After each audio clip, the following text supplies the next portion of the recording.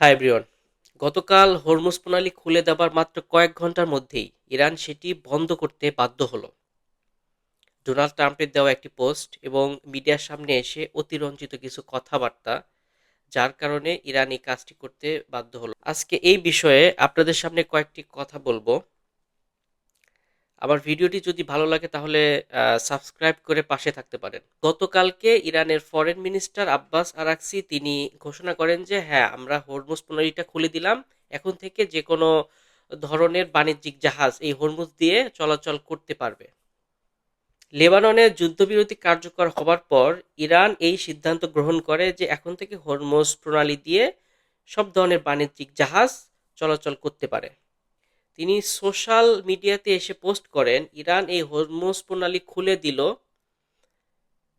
Permanently, এবং এই শর্তে যে এই হরমুজ প্রণালীকে ভবিষ্যতে আর কোনো দিন অস্ত্র হিসাবে ব্যবহার করবে না।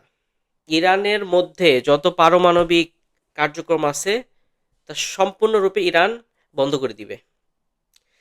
বাট সব থেকে ভয়ঙ্কর যে মিস ইনফরমেশন বা ডিস ইনফরমেশন যেটি বলেন ডোনাল্ড ট্রাম্পের পক্ষ থেকে ছড়ানো হয়, সেটি ইরানের জন্য খুবই মারাত্মক।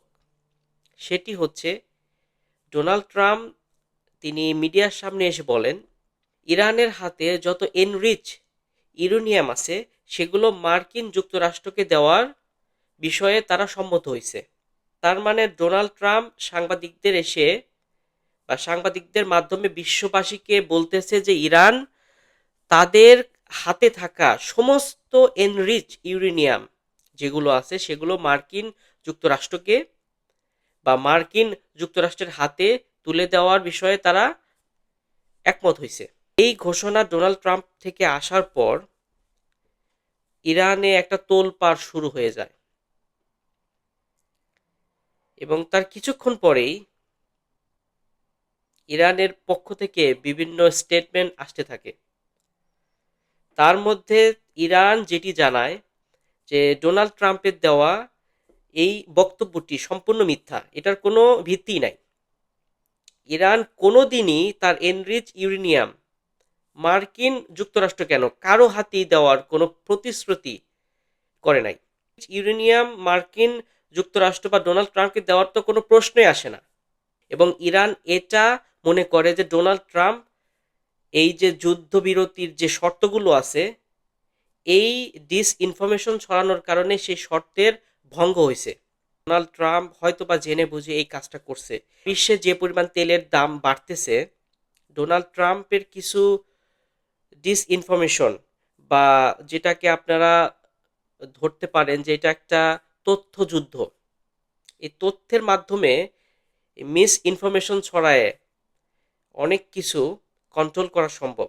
যেমন ডোনাল্ড ট্রাম্পের এই ঘোষণার পরে তাৎক্ষণিকভাবে তেলের দাম 10% কমে আসছে। আগামী সোমবার মার্কিন যুক্তরাষ্ট্র এবং ইরানের মধ্যকার দ্বিতীয় দফা আলোচনাটি হতে যাচ্ছে বা হবার সম্ভাবনা আছে বলা যায়, কারণ যে অবস্থা চলতেছে এটাতে আলোচনা না হবার সম্ভাবনাটা বেশি। ইসলামাবাদে দ্বিতীয় দফা ইরান এবং আমেরিকার মধ্যকার একটি আলোচনা, শান্তি আলোচনা, সেটি হবার কথা আছে। এবং ডোনাল্ড ট্রাম্প তিনি মিডিয়ার সামনে এসে বলেন গতকালকে যে মেবি তিনি পাকিস্তানে আসতেছেন এবং সেই মিটিংয়ে তিনি উপস্থিত থাকবেন।